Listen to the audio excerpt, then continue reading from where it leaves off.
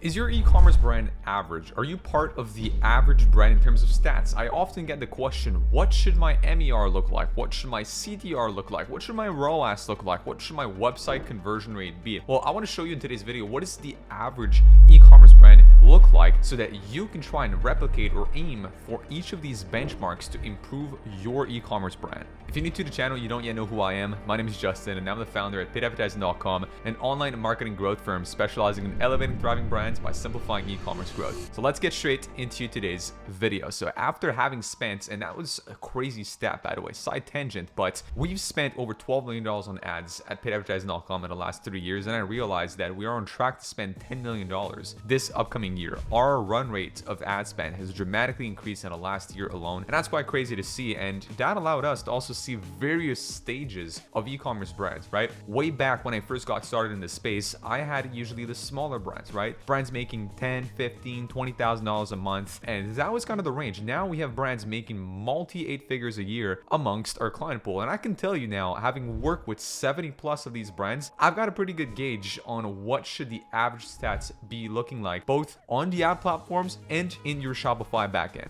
So the first things first that I'll answer is how much should you be spending on ads? As a typical rule of thumb, and that is the metric called MER, marketing efficiency ratio, which in other words is what percentage of your total revenue are you spending into ads. So that percentage on an evergreen basis should be about 30%.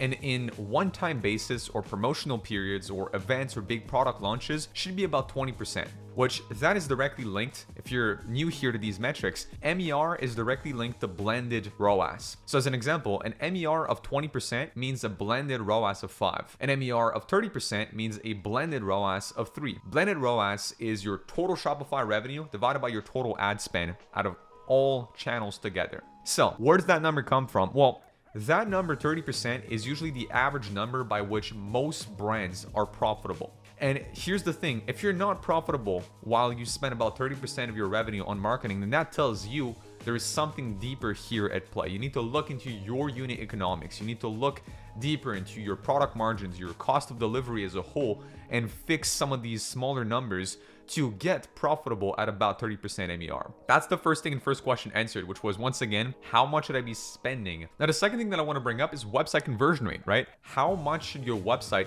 be converting at? So that is also something I see typically with smaller brands, and I want to be very careful with the answer I'm going to give here and give context to it. So I see a lot of small brands having 0.8%, 1%, 1.2%, 0.5, 0.4%, right? Because they don't really have the social proof, the credibility, and it's just harder for them to get sales through the pipeline, right? The average conversion rate is about 2%, right? Meaning the average brand is at about 2%.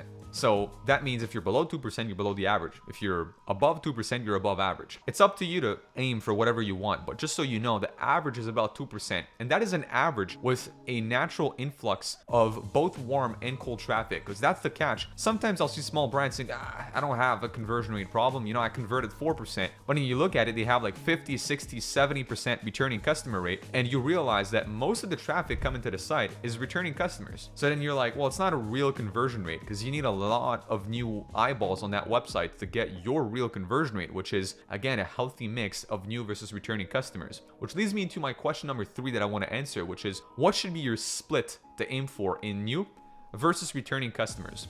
That split in itself should be about 70-30, meaning your store should be getting about 70% new customers at any given point and roughly 30% returning customers. That's a healthy split. It can be a little higher than that. So you could say, like as an example, have a 60-40, even a 50-50, but like anything bigger than the 50-50, meaning let's say a 60% returning customer rate versus a 40% new customer rate starts to be a little bit tricky because now you're getting people to come back more than you're having them come through the pipeline. And that starts to be, again, a little iffy because at some point it'll bite you back, right? The customer cohort, you're just not acquiring enough customers to sustain the type of revenue you have with your brand. That's a recipe usually for a slow decline. Typically, aim for on an evergreen basis, 70% new customers, 30% returning customers. And that doesn't necessarily mean this is how you should split your ad budgets and such. That just means this is how your brand should function. Going back to the number that we answered in question 1, which was how much should I be spending on ads, right? We looked at a metric called MER. So once again, marketing efficiency ratio.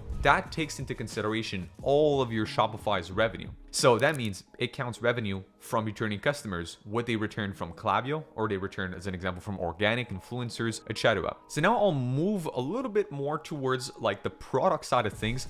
How much should margins be looking like? That is a question I get all the time. How should I optimize my margins in the back end? That one, unfortunately, I don't have a straight answer for you. You just have to make it fit for your industry. Compare against what other people have out there. You have to be amongst the norm. But typically though, in e-com, to get a good fair shot at succeeding, you want to make sure that your product margins are anywhere above 50%, because then it starts getting very tricky to get results if you're below 50%, because then your break even is above 2x. So already there, it starts again being quite hard at scale to break even on a first order. So the higher margins, the easier it is for you to break even and get results with your paid advertising. So typically the commonality that I notice is that the bulk of our most successful brands, their break even is anywhere from 1.4 to about like 1.8, 1.9 ROAS. So that's usually is like the sweet spot that you look at. And then if you ask again, how is their break even at 1.5? How's the break even at 1.8? All we actually do is factor in that margin of theirs into the calculation of like revenue divided by ad spend, and then subtracting essentially the product cost, and then you kind of get to figure out what is that multiple you need to get in order for them to break even based on these margins, right?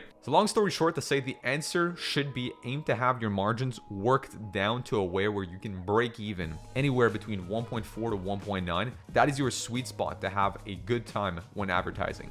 Now moving on to on-platform metrics, I'll talk about CPM and CTR, because that too, I've seen for some reason small brands getting hammered with crazy high CPMs. So the truth is, that too depends entirely on the market. Every country has a different CPM. As an example, I'm advertising in the French-Canadian market. I also advertise in the Canadian market, in the US, in the UK. I've got clients in Singapore. We have one in China. We have one in France.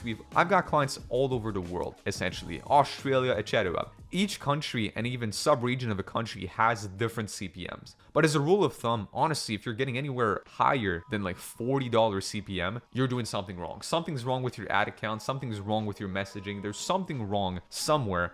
So that is like the ultimate higher end limit that I've seen for like the most competitive spaces, which usually are spaces like skincare. Could sometimes get all the way up to like a $40 CPM, or like a CBD based brand too, because Meta doesn't like that as much, even if you substitute that for hemp. So whereas the average, because that's the point of this video, the average is about $10. If you can get something $10 to $15, you're within the average CPM, I'd say, on Meta in general. Now, click-through rate, and now there was a question brought on the other day by one of my students into our inner circle, essentially, which asked me, Justin, like, what is a good CTR? Is my CTR good? Is it bad? Like, do I need to actually improve it? I'll tell you something. Your CTR isn't necessarily a direct metric to success. It's a soft metric, as I like to call it. I've seen ads with not the best CTR, but conversion rate is through the roof on an ad like this one, probably because this is an ad showed to a lot of people, but the right audience really resonates with it and they convert higher than your average person. So honestly, all in all, I'd say the average CTR that we have, and I want to be careful about this, unique link click-through rate is the metric I'm talking about here. Your average should be of 1.5%. So once again, you can go above that, but don't go below, because if you're going below, well, you know you're getting outspent or outcompeted essentially by other people in the space.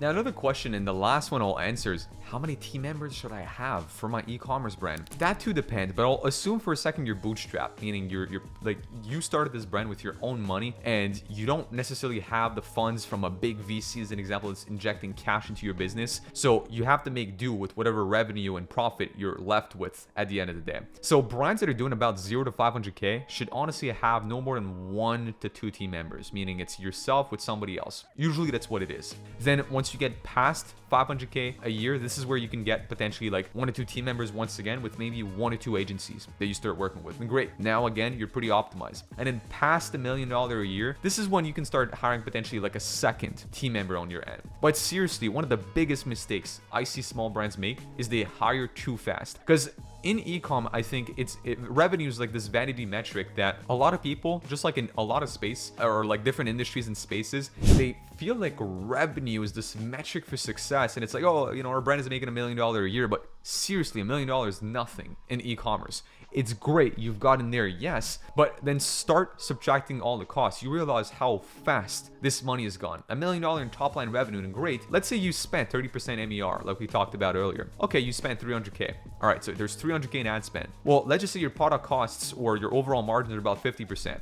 So you made $1 million, you slash 50% because truthfully, you have to pay that in product cost and shipping, pick and pack, credit card processing fees, etc. Okay, you're left with 500K. You spent 300K on ads. You're left with 200K. And now you have your, let's say, warehouse space to pay for. You have your softwares to pay for. You have you and this other team member to pay for. There's not much left, honestly, at the end of the day. So that's why I'm saying, like, seriously, do not hire people too fast. That's one of the biggest mistakes I see. The average brand up to $1 million a year is going to have about 1 to 2 team members tops, with about 1 to 2 agencies max. And hey, if you're watching this video, you want to work with a paid advertising partner for your business, would it be an e-commerce or lead generation based business, then click the link down below and book on a call to speak with our team today. We're Meta, Google, and TikTok partners, and we'd be happy to help you scale your business. On that note, I hope you enjoyed today's video. Once again, have an amazing day. Check out other videos on the channel for some more useful marketing tips, and I'll see you in the next video. Peace.